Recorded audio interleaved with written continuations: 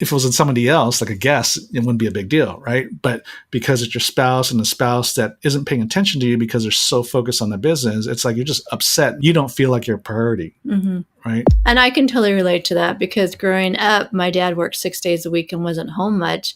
I was envious of the business and I came to resent it because I felt like it was the mistress in our family.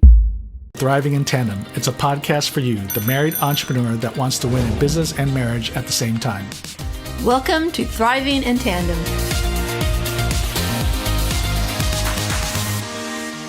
All right, honey, you ready for this one? We're going to talk about don't have the entrepreneur's regret. Oh, this will be a good one. Yeah. And we're going to start from the beginning, our childhood, right? I think we're going to delve into this. We're big on work-life balance, and we want to make sure we prioritize our relationships and yet still be able to grow a healthy, successful, profitable business, sustainable business, one that you can actually hand over to your kids and one that your kids actually want to take a part of, right? And some of the do's and don'ts, because even though we don't have kids, but we were kids.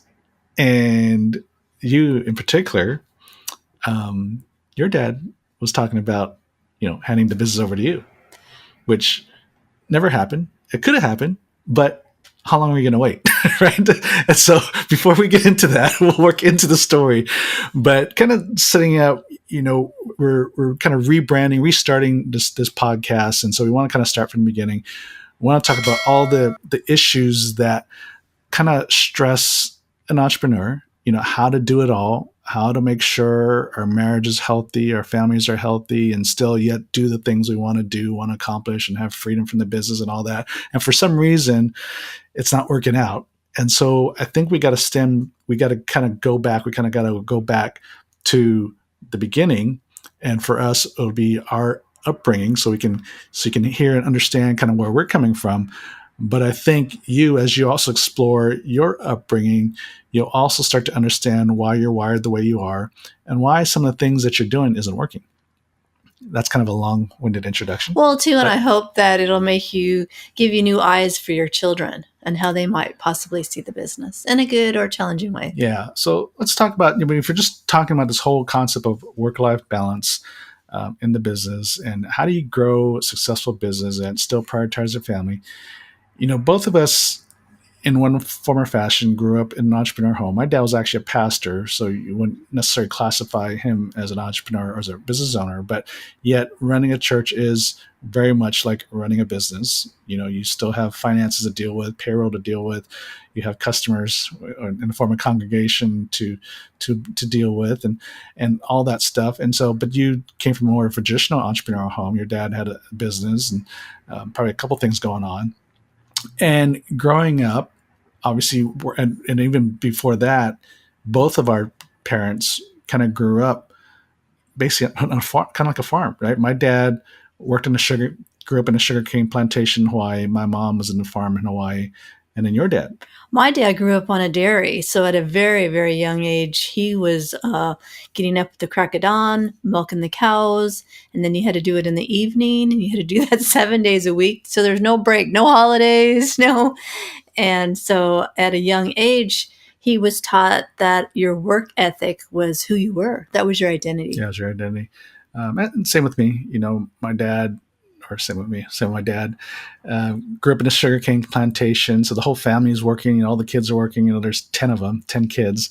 And I remember when he was going off to Bible college in Washington State, the siblings were upset because that's one less pair of hands to do the work. And so work ethic was huge. And of course that got passed on to us.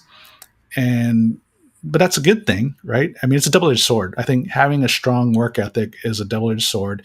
There's definitely good behind it because to be successful in anything, you have to work at it.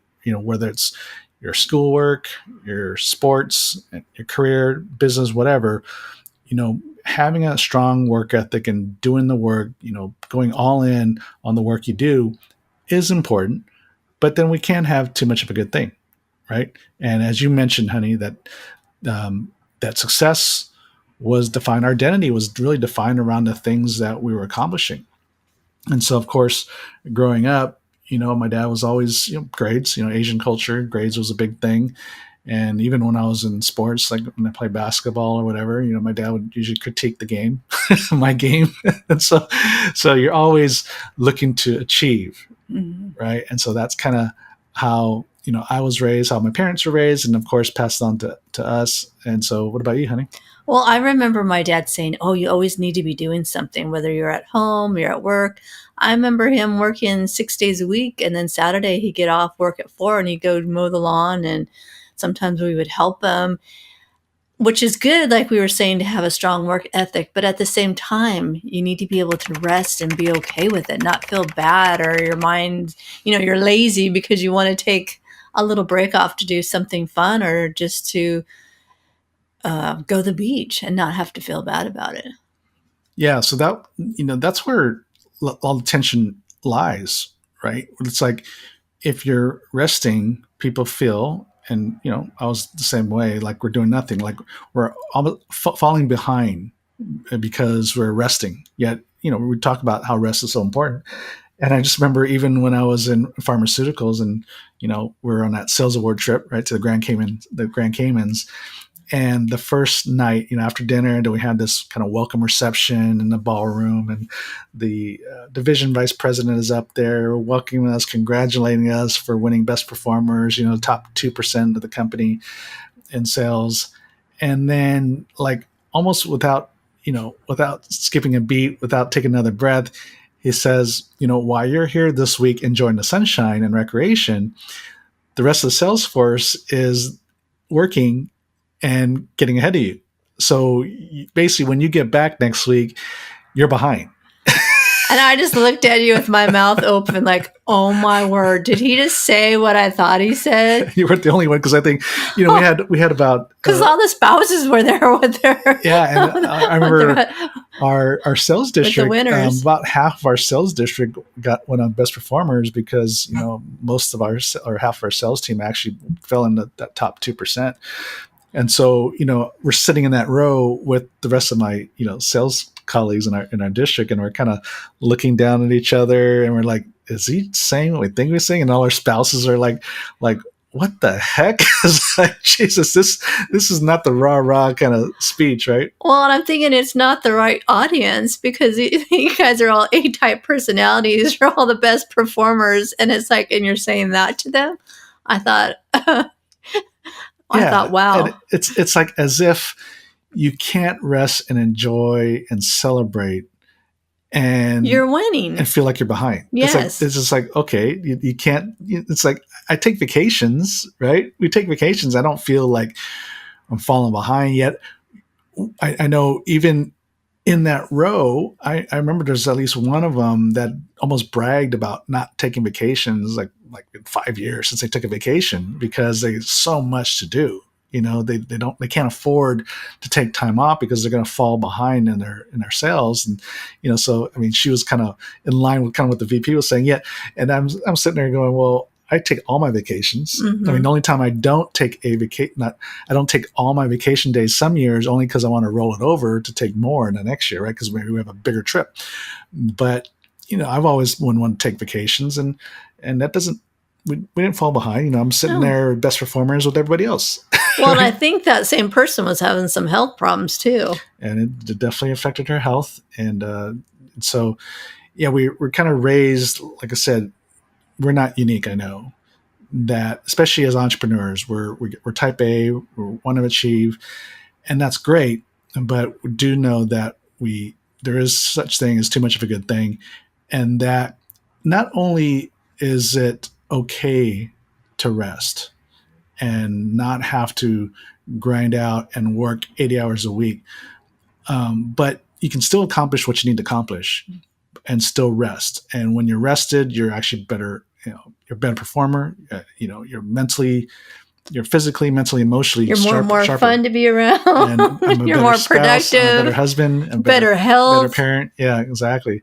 And so, but we have this grinded out culture, and again, we've experienced it, and certainly I saw that in the Fortune 500 companies I worked at, and in some companies, I mean, they're preaching that, pushing that, and of course, when you here's some of these business gurus telling you need to sacrifice everything to achieve. I mean, that's just fake news. And so, um, one of the things we don't want you to have is the regrets, because I think even now, I think your dad's kind of in poorer health, Mm-hmm. and I can tell that he's starting to, well, number one, see his mortality, number one, and number two is to really like trying to gain some of that time and relationship back with the kids, right? Yeah, So and I think you're right. And I also think his health is really deteriorating. And so I kind of wonder if he looks back and thinks, oh my gosh, I wish I would have taken better care of myself.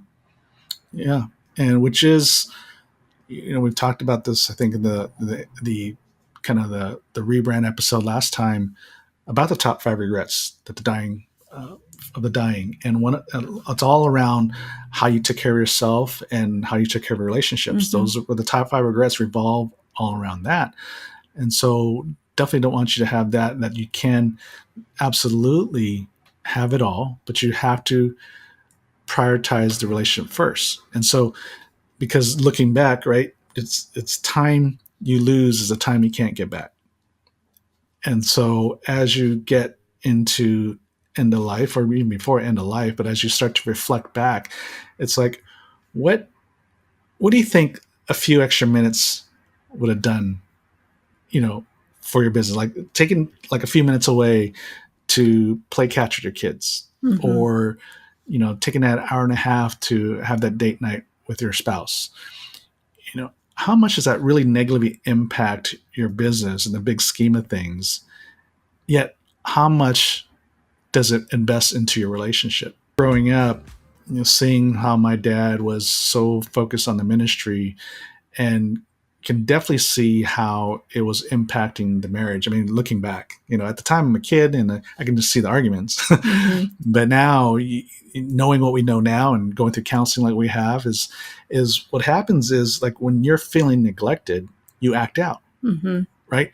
And so it's not always going to be in a positive way. You just get into these arguments because you're wanting attention from Mm-hmm. your spouse. And so as a spouse, you start to act out. You get upset by a little thing that your spouse might do, like, putting the toilet paper the wrong way. You may fly off the handle, when if it was in somebody else, like a guest, it wouldn't be a big deal, right? But because it's your spouse, and the spouse that isn't paying attention to you because they're so focused on the business, it's like you're just upset, not at the toilet paper. You're really upset at the fact that you don't feel like you're a priority, Mm-hmm. right? And I can totally relate to that because growing up, my dad worked 6 days a week and wasn't home much. I was envious of the business and I came to resent it because I felt like it was the mistress in our family and that it was more important than us as a family. Yeah. And so, how did that affect you, not just growing up, but even, as you're in adulthood? Like thinking about, because your dad would say, "Oh, you're going to take over the business one Mm-hmm. day," and he would just say that. I mean, never really took any real action, right? But would you even think, "Oh yeah, I'm going to take over the business," or was it like, I don't want to take over the business? I don't know if I ever thought of it serious because he would say it so nonchalant and all the time. And the other thing is, did I really want it? Because I feel like it was something I was competing with. And Yeah, do I really want to take over that? yeah, And yeah, it was, I think I could have taken it out in a different situation, but it was his baby and everything had to been done his way. I'm very creative, so there was no room for that. And it wasn't something I wanted to do in the sense like there was only one way to do it, and it was his way. yeah. And then there's no room for you to make improvements, which clearly needed to happen, Mm-hmm. right? And so that's a challenge, right? When you're not giving room to the next generation to not just take over, but actually make the improvements that need to be made. I mean, let's face it, there's no such thing as a perfect business. I worked in Fortune, I worked in these companies that were around for 100, have been around for 150 years, right? So they're doing something right, and Mm-hmm. they're continually growing. Yet, even we always had the mindset that there's always room for improvement. But a lot of times in this small business, and when you have a founder who's still there, it's their baby. The way they set it up is perfect in their eyes, right? Mm-hmm. And so when they don't leave room for improvement, I mean, that can be very challenging. And that's where what we've seen, and of course what you've experienced, is that's probably one of the big reasons why you don't see these first generation business go on to the next. Well, and first generation, they want to be cloned. They want the next person that's going to take it over to be just like them and do everything the same way, Yeah. which is good when you're the first generation. But then when it goes to the second, you obviously need to make some changes and improvements and give them some leadway and creativity to make it their own as well. Yeah. So definitely when you're kind of, obviously from our experience, just our own personal experience, you know, focusing so much on the business and not realizing that, one, you're kind of leaving the family behind. When the kids are acting up too, like even though we don't have Mm-hmm. kids, but we were kids, and I think when we act up, it's the same like what I just said. Even where your spouse is looking for attention, well, the kids are looking for attention too, right? It's amazing. Like I was just in Philadelphia and kind of starting to mentor, consult with this business owner, young guy. He's probably in his young 30s, has a young child, and he was talking about how, because we started talking about the subject, and he's like, yeah, sometimes the son acts up, but then all of a sudden, he wanted to play catch, so he like took half an hour or so to go outside and play catch, and he said he was a different kid after that. He was like so agreeable, and he wasn't acting up, and all that, and I was like, yeah, it was just an investment, right? What that half an hour was an investment into your son. And it's amazing. That's a lot of times when they're acting up, that's sometimes all they're wanting is attention. A lot of times, I mean, sometimes there's other things, but a lot of times it's around attention. Yeah, especially if you're like me and my love language is time. So, Yeah, and so we think, growing up, right? The most of us were our success is defined by what we did and our accomplishments, and I'm sure you listening very similar, right? We're defined by what we do. We're defined by our accomplishments, and that's how we define success. Because how many times have you ever heard someone's definition of success is having an amazing marriage and family? You know, they might say that, but it's kind of on the bottom of the list. But how many times have you ever heard someone, if you ask this question, how do you define success? How many times do they talk about their relationship? well, and I'm thinking too in your later stages of life, are you going to go back and look at all the goals and all the achievements that you did? I mean, are you even going to think about that stuff anymore? I remember friends of ours live in a retirement home, and they've got so many people that have been highly successful, but you would never know it because they never talk about it. They're talking about their family, their grandkids, relationships. And it's just interesting unless somebody else tells you, oh my gosh, he was part of JPL high up. You would never know. Mm-hmm. So we tend to, one reason why, a big reason why I think our life can get out of balance or feels out of balance and our relationships are suffering is because we prioritize our time based on how we define success. So you can define the life you want to live. You got to do it. But if you define success primarily by your accomplishments, then that's where your focus is, which means then naturally your relationships are going to take a back seat. Mm-hmm. But if you define success, number one, starting with your relationships, starting with your own health, right? Yourself, and then your relationships, and then your business and your wealth. That still, it doesn't mean just because the part of your priorities of success is yourself and your relationship doesn't mean you're not going to have time to build a healthy business. It still leaves you a lot of time Mm-hmm. to build a healthy business, right? Yeah, because we spend so much time wasting it. Yeah. When you start keeping track of your time, you're like, oh my gosh, I can't believe I was on social media for 6 hours this week or 20 hours or, things like that. Yeah. And so, and not even just that, but a lot of times the time you have with your spouse, with your kids, make it count. Mm-hmm. Because we waste time even sometimes being with our family. Like I can be around the kids, I can be around you, but yet be on my phone. Speaking of social media, I can be on my phone even though we're sitting at the dinner table, which we don't do. We sit at the dinner table, we don't take our phones. But I'm just saying, we've seen couples at restaurants, right, where both of them are on the phone. Yeah, oh my gosh, you guys, you're going to think I'm crazy. Go to a restaurant, you see a couple on the phone. I thought, oh my gosh, how cute. They're texting each other. You know what? They're not texting each other. They're not even saying a word to each other. They're texting other people. Yeah, and so we waste time where we could be being intentional and connecting with our spouse and our kids and all that. We're doing other things. And sometimes we may not be on the phone, but we're just got stuff going on in our head. And so we're just not present. So even with that, I mean, people think, oh, I don't have enough time. I don't have the time to do the date night thing or to really invest into the relationship as much as I'd like to do more, but I just don't have that time.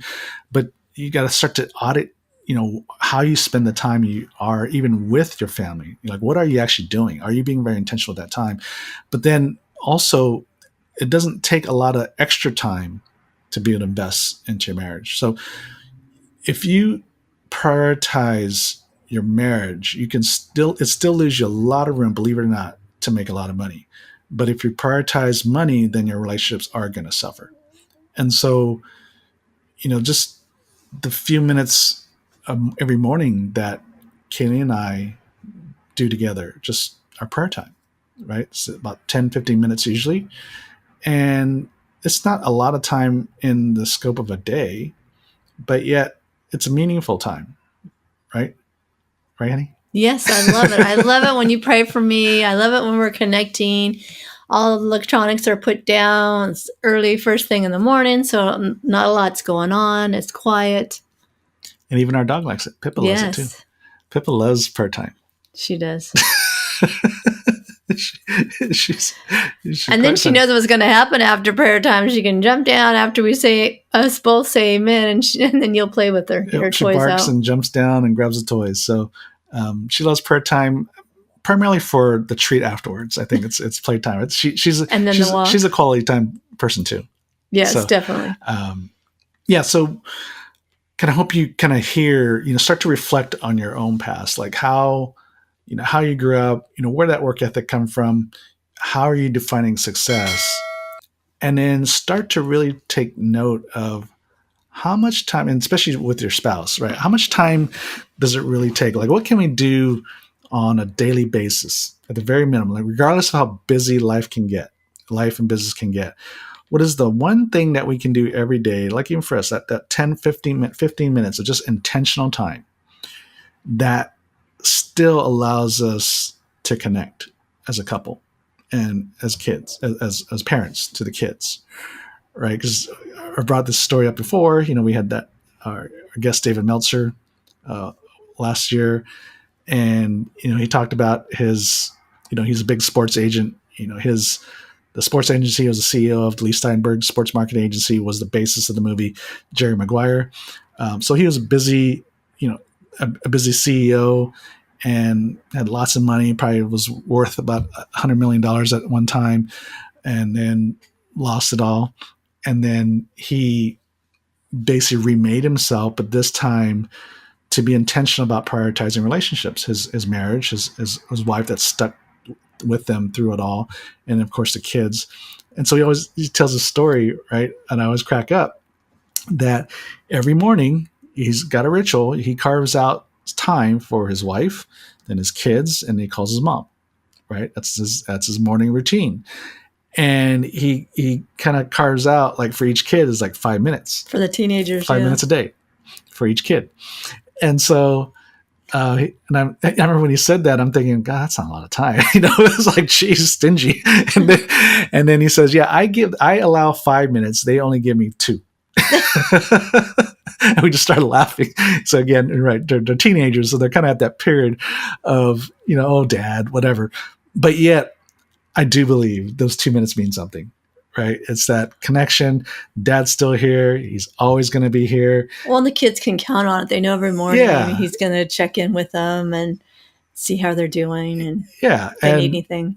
And of course, throughout the year, he gives more than 5 minutes a day. I mean, I see him on vacations and stuff like that. He definitely spends time with them, but that's his bare minimum right? What's that 5 minutes a day I can give to my kids? And that's the time that just connect.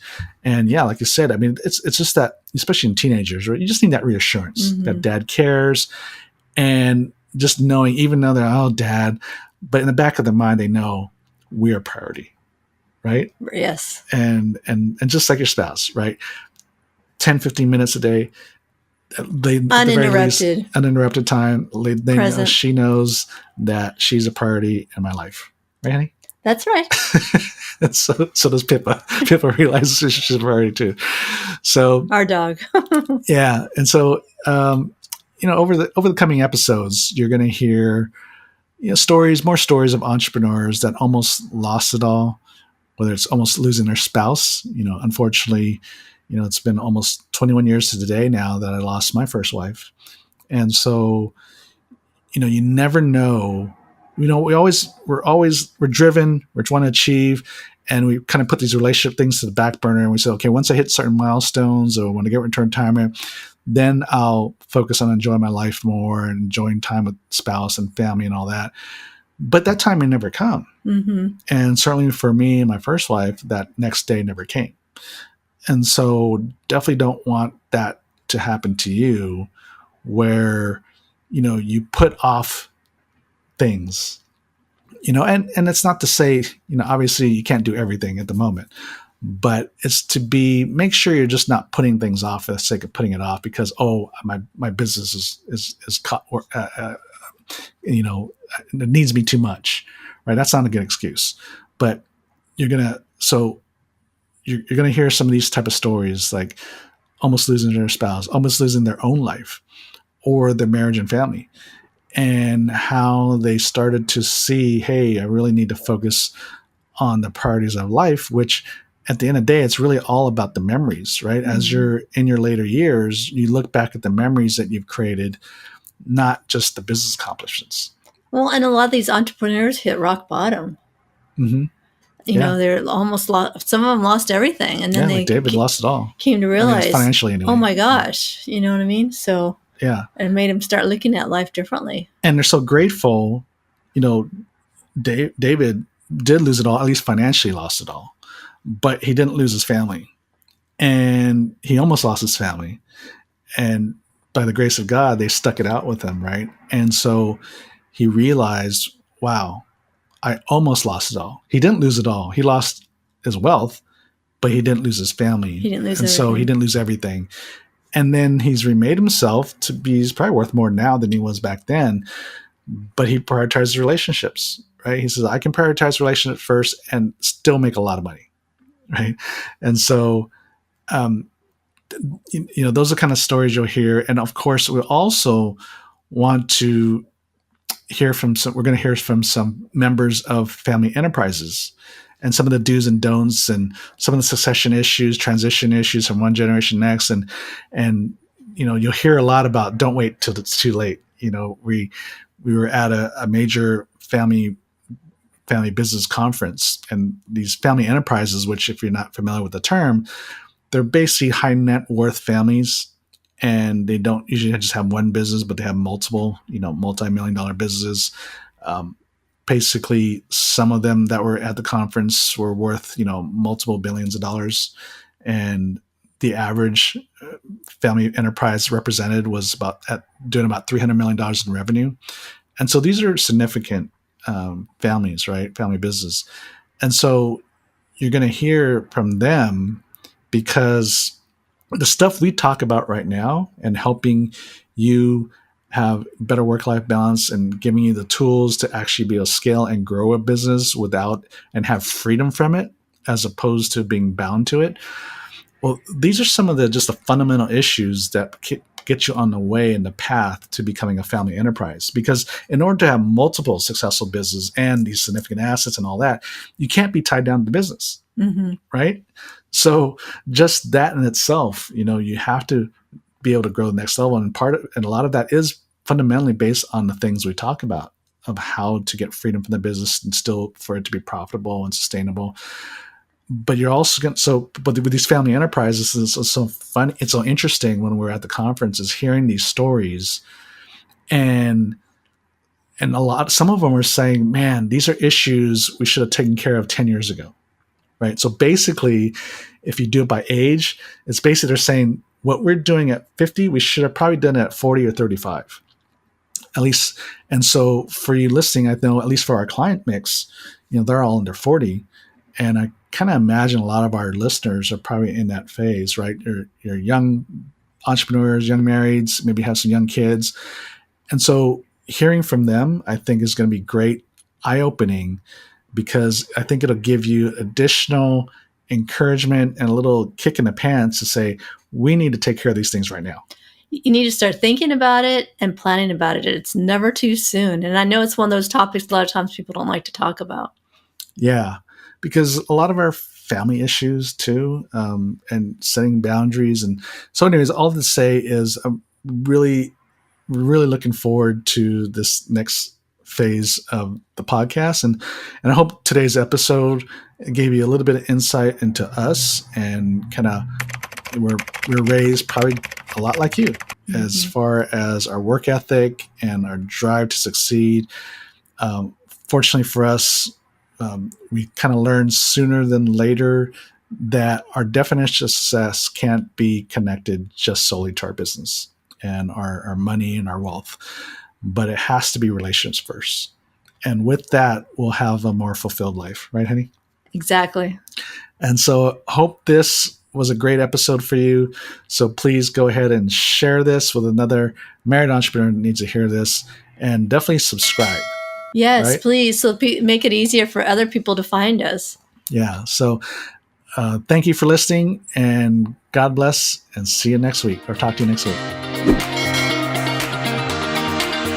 Thank you for listening to the Thriving in Tandem podcast. Please visit our website, marriedentrepreneur.co, for a variety of free resources to help your marriage and business succeed.